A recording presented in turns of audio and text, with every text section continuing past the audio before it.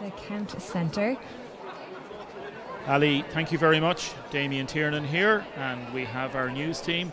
Excellent reporting from Kieran and from Jordan there in terms of the updates that David Cullinane has just been elected or re-elected in Waterford. There's going to be more on this at the bulletin at 10 o'clock, and Dimphna, Jordan and Kieran will be doing interviews with various people as we proceed. We're going to be hopefully talking to David Cullinane in the next few seconds. Just want to remind our listeners and our viewers on our various different social media platforms, the quota is 10,731. 10,731. So anybody who gets more than that is deemed to have been elected. If at the end of the night a number of candidates still remain that haven't reached the quota and others have been eliminated at various stages, there may well be a number of candidates elected without reaching the quota. So the situation as it is now, and you can see it on our screen if you're watching online, is that David Cullinane has got 11,936 first preference votes. 11,936. And he is joining us on the couch there now. David Cullinane, congratulations. Thank you, Damien. Thank you very much. How do you feel? Feel very good. Obviously, I want Conor McGuinness to come over the line as well, so we'll have a long couple of hours to wait for all of the transfers and all of the counts to happen. So I think this will go right down to the wire. It's very close. Conor is about 400 votes ahead of Matt Shanahan. I have a surplus, I think, of just over 1,200 votes, and hopefully a lot of those will go to Conor McGuinness and push him further ahead. But I think it's going to be very, very close. You wanted your vote, your first preference vote, to go down from the last election. You got 20,569. You wanted it to go down to transfer strategically to Conor McGuinness, correct? Yeah, as it turned out, it could have went down a bit more, Damien. If Conor had 1,000 or 2,000 of my votes, it wouldn't have made a difference to me being elected, but it would have made a big difference to Conor. There was about 1,000 votes I got in the Portlaw, Kilmacthomas area that we had hoped would go to Conor, but it's very difficult to get the first preference vote from people, and you're out canvassing for votes, never mind to be asking people then to engage in a vote management strategy so people will vote whatever way they feel comfortable with. But obviously we're delighted with the vote that we got. We're the largest party again here in Waterford by some considerable distance, and obviously I'm very proud of that achievement for all of the people who are part of my campaign. So I do want to, of course, thank my own family and thank all of those who voted for Sinn Féin, but also all of those who were part of the campaign as well. We'll talk about the machinations of what might or mightn't happen in the next few minutes, but just on a personal level, how do you feel having been re-elected to be, I suppose, have given the trust of so many thousands of people in Waterford, nearly 12,000 people, to give you your first preference vote? It's very humbling, Damien, obviously, and in 2020 when we got the massive vote again, it was also very humbling. I say that the most humbling place for a politician is in a count centre because the votes are there, the campaign is over. Obviously tomorrow we'll move very quickly on to who's going to form a government and all of those issues, but for today I want to commend all of the candidates who put their names forward. Obviously it looks like Mary Butler and John Cummins will take seats as well, and I commend them. I've always worked very closely with whoever is elected, but my thoughts now are with Conor McGuinness, and that's where my head and my heart is. I want Conor to take that seat, and I hope that he does. Quick mention of Mark O'Cohasig. Mark O'Cohasig has polled 1,671 first preferences. He is going to lose his seat. He is, and I commiserate with Mark. Again, I worked very closely with all of the local Oireachtas members. I think when we have a lot of differences ideologically amongst political parties, but when it comes to fighting for issues for Waterford, like the airport and the hospital and many other issues, we do work together. I think the issue of the airport was a keystone issue, and I would imagine it hurt Mark as much as it did hurt the Green Party brand. Sometimes the brand damages a candidate. You know, sometimes the wind is with you, sometimes it isn't. I've been in count centres, Damien, when it hasn't gone my way as well, and that's the way it is when the tide comes in and the tide goes out. But obviously I commiserate with Mark because he put a huge amount of work into being a TD over the last 4.5 years. As we've discussed on this programme throughout the day and also in the run-up to this, and you know this better than anybody, the politics of geography comes into it, the politics of parity and the politics of party. Yeah. You were a little bit disappointed that Conor didn't get over 6,000. So I spoke to you earlier in the week and a number of other Sinn Féin people, and I was suggesting Sinn Féin would probably need maybe 6,500 first preferences to have enough daylight between yourselves and maybe Matt Shanahan. You haven't got that. No, we haven't got that precisely, but I'd prefer to be in Conor's shoes now than Matt Shanahan's shoes when you look at the votes. But obviously, we'll just have to wait and see what way the counts go. I would imagine that Conor will get a huge amount of my surplus. If you look at the transfer rate, and we did a tally of it when my votes were being counted, there's a huge segment of those that will come Conor McGuinness's way. I hope that pushes him further ahead, and then it will just come down to what happens after that. As I said, Damien, earlier, there was about 1,000 votes that I got in the Cumra area. I would have preferred, of course, if they had gone to Conor, but it's difficult enough, as you know, to get the first preference vote of people. I didn't ask what way you were voting, Damien, in the last election, but it's difficult enough to say to people, not only can you vote for me and vote for the party, but by the way, I want you to vote for somebody else as well. But we did it. Yeah, if it's party stalwarts, you can sort of say, and people will do it. Again, if it's people that are just voting Sinn Féin in inverted commas, it is more difficult. It is more difficult, but at the end of the day, I'm thankful for all of those people who did come out and vote for Sinn Féin. So even if they voted for me in an area where we hoped they would vote for Conor, most of them voted number 2 for Conor. And that surplus is going to play a big impact now in the final shake-up. And just to remind our listeners, 11,936 for yourself. So there will be approximately 1,205 approximate. 5.5 votes to come into play as a surplus. Okay, so yes. 1,200. We'll take it. The vast majority of those will go. There may be some non-transferable to yourself. That could give a fair bit of daylight. But I'll throw in a curveball for you. The likes of Dr. Ronan Cleary aim to 1,664. There may be some policies that aim to, and the likes of Matt Shanahan voters may well agree on. So they could become important votes. I think every candidate that goes out now, Damien, will be very important for that final seat. There's no doubt about it. N2 transfers will play a part. The Social Democrats transfers will play a part if it is the case that Mary doesn't pick up the votes from the Greens and others. I think it's a fair assessment at this point to say that the final seat is between Matt Shanahan and Conor McGuinness as I see it. So what will come into play here is both geography and ideology. And there's a bit of geography. Obviously, if you look at some of the Labour vote, there's an old Labour vote up in Dungarvan, up in Lismore, for example, that Sive O'Neill got. I'd be hoping that some of that would come Conor McGuinness's way. But we won't know. It's very close. I don't think anybody could call it. Yeah. Maybe closer than we would have hoped in Sinn Féin. That's what I'm getting from you. Yeah. I know you'd prefer, and every party would prefer to be a little bit more of a daylight. I'm getting it from you that you're a little bit more concerned now than you might have been a couple of hours ago. Well, I won't say I'm concerned. What I'm saying is that it is going to be a battle. We knew very early on today it was going to be very close. We said that Conor was in the hunt for that seat. He is in the hunt for that seat, and it is going to come down to those transfers. There's a lot of transfers in play, and I spent 3 days, I think it was, in the Count Centre for the European elections when Kathleen Funchion was our candidate, as you know, and it was so many things happened, so many variables that people couldn't call. 1 minute Kathleen was elected, the next minute she wasn't elected, she was elected again. At the end, she took the seat, and I had to go for a walk for a couple of hours. My head was so frazzled with it all. So it is going to be a long evening, and these counts are what they are.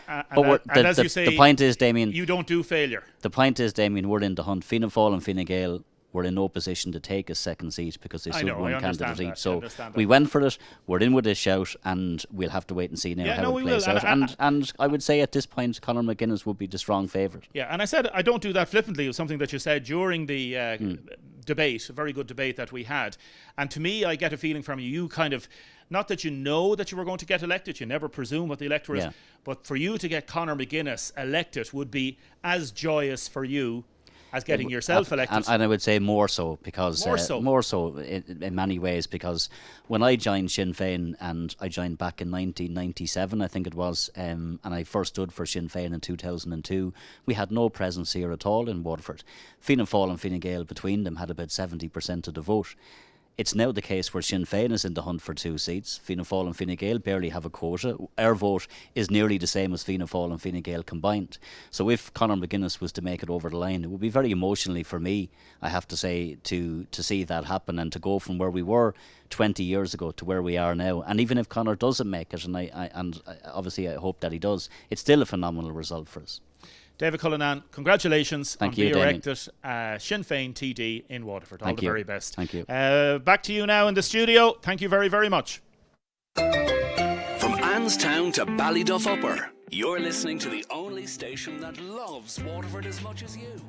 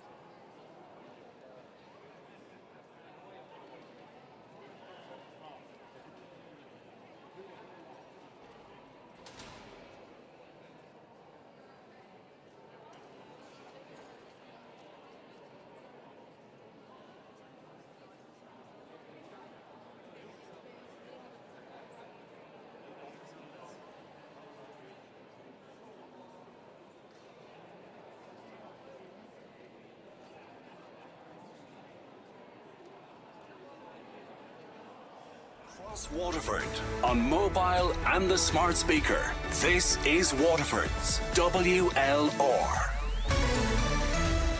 WLR News at 7 o'clock. Good evening, I'm Kyle Butler. Sinn Féin's David Cullinane has been re-elected to the Dáil and retains his seat in Waterford.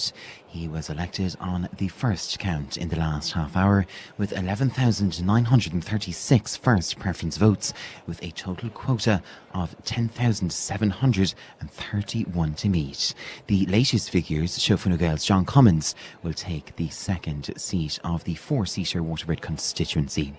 We're going to cross live now to our WLR News and Current Affairs team on the Cork Road at SETU, and I'm delighted to be joined now by Jordan Norris and Labour Councillor Thomas Phelan. Jordan, ecstatic scenes at the Count Centre in the last few minutes. Ecstatic scenes indeed, Kyle. As you mentioned, David Cullinane elected on the first count, 11,936 first preference votes, reaching the quota of 10,731 with 1,205 votes to spare. So that surplus is being redistributed at the moment for count 2. Just to go over the overall count figures, Mary Butler of Fianna Fáil, 9,962 first preference votes. Ronan Cleary, Aintu, 1,664. Frank Conway, Independent, 715. David Cullinane, Sinn Féin, as I've mentioned, 11,936 elected. John Cummins, 10,376. John Cummins of Fine Gael, of course. People Before Profit Solidarity's Patrick Curtin, 643. Conor McGuinness of Sinn Féin, 5,791. Independent Aaron Joyce, 162. Killian Mangan, Independent, 620. Sitting TD Mark O'Cahasey, Green Party, 1,671. Independent Mark O'Neill, 56. Sive O'Neill, Labour, 1,500. 2,717 for Mary Roach of the Social Democrats. Matt Shanahan, Independent TD, 5,355, and 482 for John D. Welch of the Irish People. Kyle, as you said, I'm joined now live by Labour Party Councillor Thomas Phelan. Thomas, 1,500 first preference votes for Sive O'Neill. Comparing that to John Pratt's total in 2020, it's a fall off of almost exactly 2,000 votes. I suppose not the result that you would have wanted. No, Jordan, but before I come to that, can I just first of all congratulate David Cullinane being first home. Just followed him there, and it's like to see him personally. It's a great performance, so I wish him the best. But in terms of our own performance, as I say, not what we would have wanted, but I think not surprising, because we ran a candidate who I think was an extremely high quality candidate, someone I've only got to know myself in the last few weeks, and found her to be excellent, a really high calibre candidate. But we knew we were up against it because we were running somebody who was relatively new to Waterford, kind of an unknown name, so it was kind of an introduction to Waterford, and I think everybody she met came away impressed and found her to be very genial, very knowledgeable and very passionate. So while obviously we're disappointed not to do better, I think overall we would be happy that we met expectations in terms of running a candidate who wouldn't have been very well known, but who I think will become much better known to the people of Waterford. Absolutely. I suppose the spotlight in a way, Thomas, was on the candidate selection process. In a sense, yourself, John Pratt obviously ran in the 2020 general election. Seamus Ryan, of course, as well. He was a sitting councillor. You've all decided that it wasn't your intention to go forward for the Dáil. But again, as you said, you introduced Sive to the people of Waterford and you got good engagement on the doors. But again, I suppose polling at around 9%, sorry, it's 2.8%, forgive me. But yeah, it's a difficult time. But again, I suppose in a way, is it back to the drawing board almost on a national level as well? We'll have to wait and see. I haven't been keeping a close eye on the national figures. Obviously, myself, John, Seamus, all for our own particular reasons, decided not to run. But we were extremely grateful to Sive for running, keeping the Labour flag flying in Waterford. And I don't think it's the last of what we'll see of Sive. So I think she might be still in the frame, hopefully, when it comes to Labour, not just in Waterford but in Ireland. I think she's, as I said, a very high calibre candidate, an excellent candidate. And the more people see of her, I think the more they'll see that. If it had been a longer campaign, if it had gone on till February, when it could have had reached the government reaches the end of its life naturally, I think that would have given her more time to get out there and meet more people, and that would have, I think, boosted performance. But based on the time she had and getting to know people. I think the performance she gave was actually very good under the circumstances. I suppose there's always been a strong Labour vote and strong Labour traditions in Waterford. Thomas, we see that with the 3 councillors that you have on Waterford City and County Council. We can see that the race for the 4th seat in particular is probably going to be very competitive, that being between independent TD Matt Shanahan and Sinn Féin councillor Conor McGuinness. And a lot of the Labour transfers potentially could play a role in that. In terms of your own analysis of that situation, where could you see those going? I think I'd need a crystal ball for that, to be honest with you, because there'll be so many people to go out and there'll be so many permutations and computations, and it might be the case of not where the vote went first, it may be where it went next, and where it might go after that. It could take 4 or 5 counts and a few different transfer paths before we know what will happen there. And it could go anywhere at all, because I think we can't really second guess the electorate. When it comes to transfers, people like to do their own thing. Absolutely. Just on a national perspective as well for Labour, Thomas, there's been a lot of talk of potentially Labour becoming part of a Fianna Fáil Fine Gael coalition. Is that something on a personal level that you could envision? Personally, I wouldn't like to see Labour being the mudguard or just kind of making up the numbers. We've done that. We've done our part in the past. The Greens have done it twice and been decimated. Maybe it's time for the Soc Dems to have their go and their turn to make up the numbers. But I certainly, my gut instinct at this moment in time would be that I wouldn't be in favour of Labour going in with kind of a small number to make up the seats for Fianna Fáil and Fine Gael. I don't think we'd be able to have the impact we'd want on a programme for government on that basis, and might end up just suffering it long run, as has happened in the past, and there's no real point in that. Well, an interesting analysis there indeed, Thomas. We're going to cross back to the studio, Kyle, but as we say, we await the distribution of David Cullinane's surplus for the second count. David Cullinane has been elected, 3 more seats to fill here in Waterford, and all to play for here on the Cork Road. Thank you very much indeed, Jordan.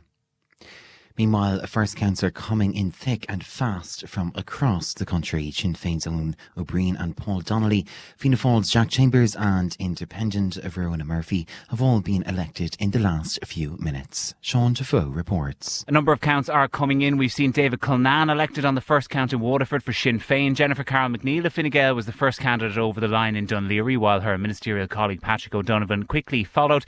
The counts coming in thick and fast now in Dublin Central. Jerry the Monk Hutch has finished 4th and will have to face a transfer battle with Labour's Marie Sherlock if he wants to stay in the race. The Greens aren't quite conceding total defeat, but Roger O'Gorman is the only one in the hunt for a seat. It also looks as though the exit poll understated Fianna Fáil support and overstated Sinn Féin. However, at this stage, it's still too hard to call between the 3 largest parties. Back home, Green Party whip Marco Kozik looks on course to lose his seat, but he's hopeful the next time the wave comes, his party will be ready to surf it. The green wave, the tide, as Eamon Ryan refers to it, it goes in and out.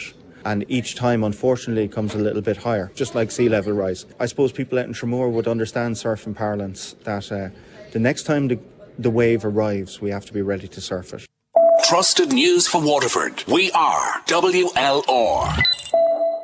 In other news this evening, Vladimir Zelensky suggested he could temporarily give up some parts of Ukraine to Russia if a ceasefire is agreed and if his country can join NATO. He's been speaking to Sky News following reports the proposals come from the US President-elect Donald Trump, who's claimed he could end the conflict in 24 hours of returning to power in January. Kurt Volter is a former US envoy to Ukraine. I think he will call Putin again at some point and tell him he has to end the war. But I think what we are seeing is the players themselves are starting to maneuver for position on the expectation that there will be some kind of movement next year. And that's why we heard what we did from President Zelensky. And that's the latest from the newsroom. For all your Waterford general election news this weekend, keep up to date on air and on our live stream service on WRFM.com. Because the performance was really very, very good.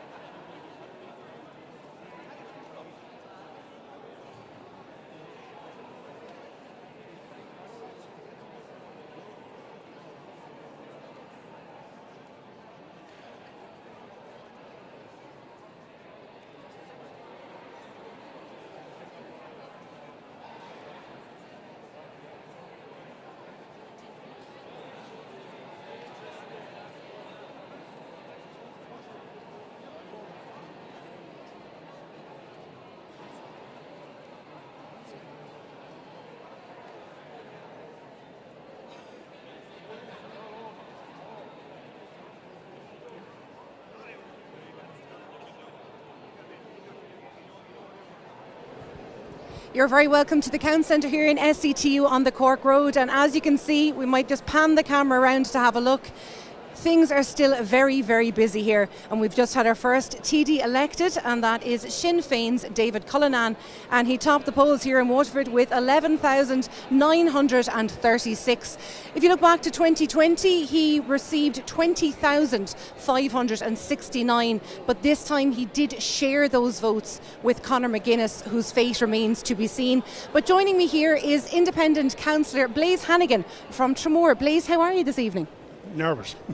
I mean, it's going to be very, very close for the last seat between Sinn Féin and Matt. So it'll go down to small numbers in the end. And of course, you've been working extensively over the last number of years, I think it's even fair to say, with Matt Shanahan. Over the last, say, 6 years, being told. Like since he was part of the hospital group, I was part of his campaign at the time. And I've been there when I lost my own seat on the last occasion. I've been working in his office ever since. And Matt has done an awful lot of work, and I know that Matt has always been very proud to remain independent. Matt has worked extensively to raise awareness of the issues of the hospital, of SCTU here, of the North Keys, the really big hitting issues. I suppose we have to mention it would be remiss if we didn't, Blaise. Matt may be paying for his error in judgment some days ago. I wouldn't think so. I don't think I came into it at all. Maybe to 100 votes at most. In my mind, as far as Matt's concerned, Leader's Question Time, he's been there for 4 years, pumping out Warbird every single week, and that's wicked important. Other people weren't able to do that. He done it, and he kept the voice of Warbird there. If you look at the Sinn Féin manifesto that came out last week, no mention whatsoever of Warbird. Warbird doesn't even exist. Like, nothing about the hospital, nothing about the university, nothing about anything in Warbird. So, like, are we going to get the same again for another 4 years, sitting down talking, nothing happening? Let's look for a moment at the figures. So you can see David Cullinane there received 11,936. Now, over 1,000 of those are going to transfer to Conor McGuinness, who currently sits on 5,791. Mary Butler, 9,962. So Matt Shanahan is down there at 5,355. Are you worried at this stage, Blaise? No, I think every 1,000, it's only 100 votes. Every 100 is 10 votes. And I mean, well, in my mind is when this count is over, is when the real thing happens. And then every countdown is going to be very important. And a lot of independents down there at the bottom, will assist. What else we got? Got Mary Roach in there. Mary Roach, obviously. And we have Mark Kosik. So them votes are going to be vital for Matt going forward. And of course, fellow Tramore man Mark O'Cahasick, it hasn't gone his way. I think Mark himself accepts that he's realistically not going to be re-elected as a TD. It's a tough pill to swallow when you're in this game, Blaise, and you've been in this game a long time. Well, I've been in it since I first ran in 1999, so I've been there, done that, and I wore the hat. And for my concern, in the end of the day, what you try to do is help the people of Waterford City and County. In my case, it's Tramore, the Butlerstown, Fenner, Inner City, and Ferrybank. That's what I do. I concentrate on that, and that's my job. And I'm just hoping that Matt stays where he is, because it's vital that we have someone like him that will speak for Waterford on a weekly basis in the Dáil. We need that. Looking at the national picture, it's very likely this is going to be a Fianna Fáil, Fine Gael coalition government, who are then going to draft in perhaps the Social Democrats, maybe more likely Labour, but also very possibly some independent TDs. Would you like to see one or the other, Blaise? Well, personally, in my mind, Fianna Fáil, Fine Gael, I reckon they go after the independents, because simply reason being, it makes sense to go down that route. Going down with another party is bringing yourself down. Any small party joining one of the main parties, you're wiped out over the period of government. You know that, and I know that. You say that, to me, like, small parties just stay out on their own and fight their seat. Then if you go into the main agenda, you're lost. It's not an easy thing to be an independent